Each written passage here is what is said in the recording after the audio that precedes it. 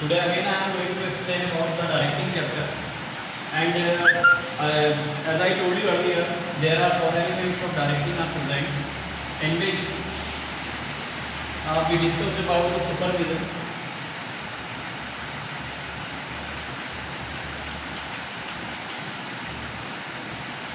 motivation,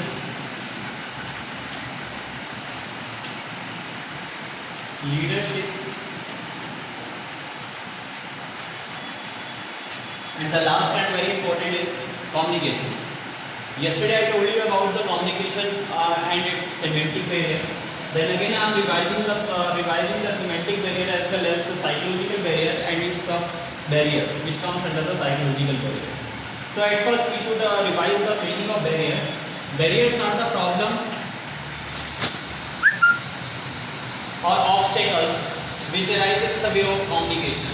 If any type of voice and hindrance comes under the communication process, then lot of problems may be arises before the people those are participating in the communication process. That is why we can say no any type of barrier obstacles should be present if two people are communicating with each other, if two parties are communicating with each other.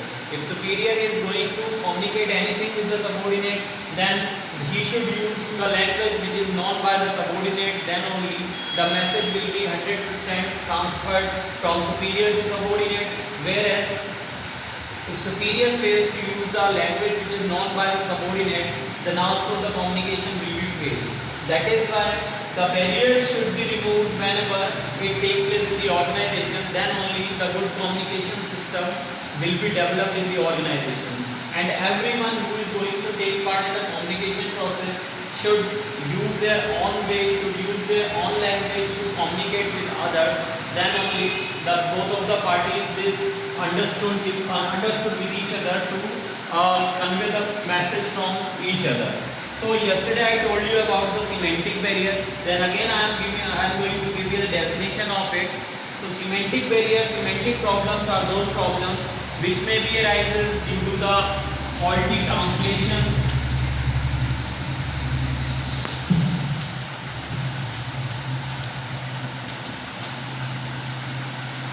translation, lack of vocabulary,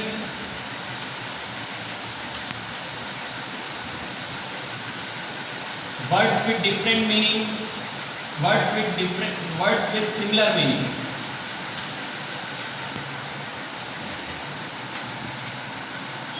And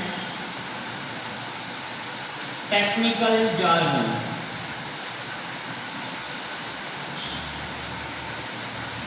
If these problems arises in the organization, then also it is quite difficult for the superior to provide the solution to convey the message properly to the workers those are working in the organization. That is why at first the management has to remove the semantic problem whatever take place in the organization. And after that the next topic and today's topic is psychological barrier. Psychological barrier are totally depend upon the psychology of a person those are going to take part in the communication.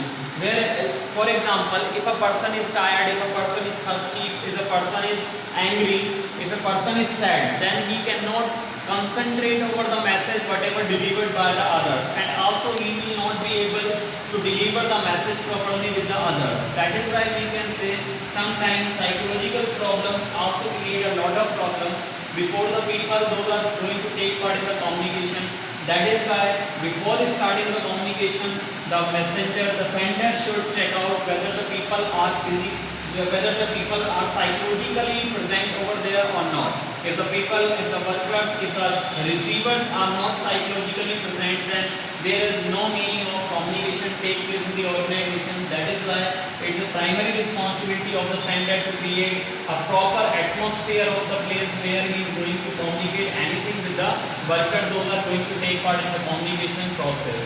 So psychological barriers are mainly depend upon the mental status of the person, the conditions where the people are going to communicate, and if the person is psychologically present, if the person is psychologically concentrated, then only he will get the message properly. Otherwise, a lot of problems may be arises in the way of communication, and the message will not be delivered properly. And These are the some sub barriers of psychological barriers. The first one is lack of attention.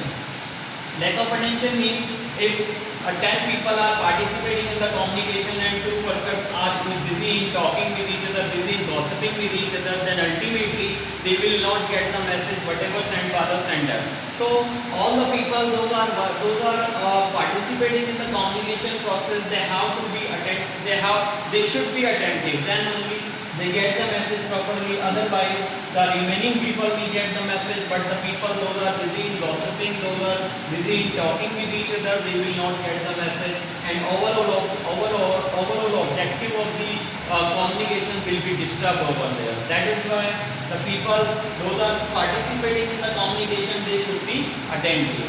The next one is poor retention. Poor retention means when the message is passing through different channels, different networks, then after a certain period of time, the reliability of the message will not take place over there, because the first source of communication can give full message to the other person, but the other person can transfer it to the third person in their own way. So at last the reliability of the message can be reduced. That is why the oral communication can reduce the reliability of the message and poor retention can be done. And the next one is distrust. Distrust means if the subordinate or the receivers do not have the trust over the sender, then also they don't want to listen the things whatever sent by the sender, whatever dictated by the sender. So the sender should develop the trust among the people. Those are going to get the words of superior, those are going to get the word of sender. So if the trust takes place between both of the parties, then only the communication will take place properly. If one party is not trusting to the other party, then ultimately both of the parties will not listen to each other, and the communication will not be completed. The another one is perception. Perception means way of thinking.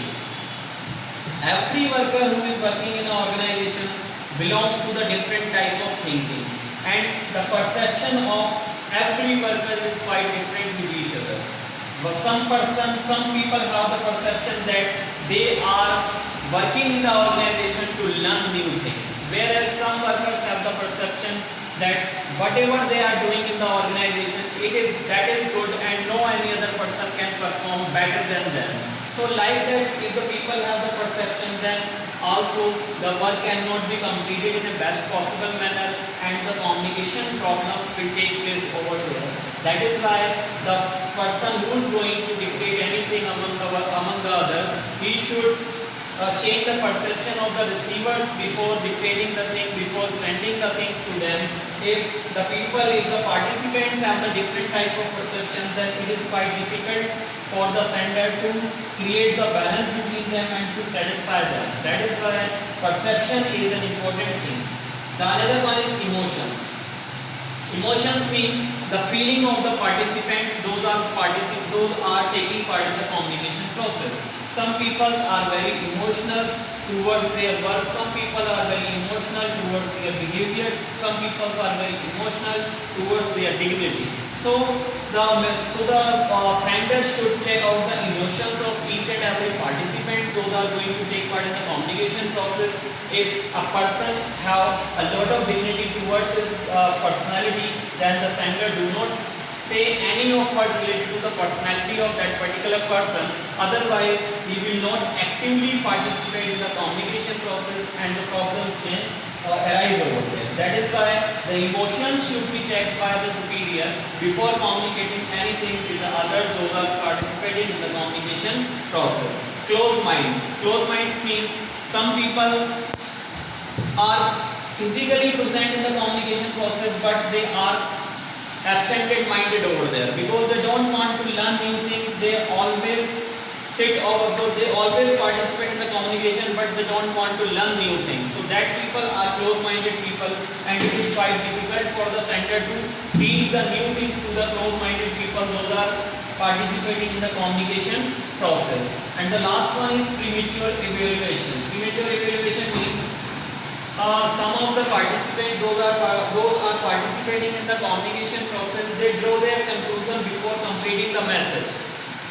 Like superior is going to announce that the target of tomorrow will be increased. The target of tomorrow will be increased by 20 products. But the work 20 products. So the sum of the worker evaluate that the worker has to work extra tomorrow. But the proper message, but the full message is that the target of tomorrow is increased, but the worker has to fulfill the target within the given time period only. That is why some people create a premature evaluation before completing the message. They can draw their own conclusion. So sometimes it also creates the problem before the participants, those are participating in the communication process. That is why we can say psychological barriers are very important for the company, for the people, for the sender and receiver. Those are participating in the business, those are participating in the communication activities, and the people, whether the sender or receiver, they should be psychologically fit before participating in the communication process. If any of problems take place in the mind of the participants, then ultimately they will not concentrate over the communication. Their mind will be stuck over that particular problem only, and they don't want to concentrate over the other things. That is why we can say psychological barrier is very important to be studied by the sender or superior before communicating anything with the other, those are working in the organization and those are participating in the communication process. So students, it is all about the communication barrier, in which I told you about the semantic barrier as well as the psychological barrier, and tomorrow I will tell you about the personal barrier and organizational barrier, because these barriers have very importance for the board examination, and also we can say they have the weightage of 6 marks in the board examination. So you should go through it from the book, and I will also send you the notes related to it. You should go through it well, you should learn it. If you have any problem, you may ask your queries on my personal number, and I will share the link of this video on your class group today. So you should go through it well. I also send you the notes. So stay home, stay safe. Thank you.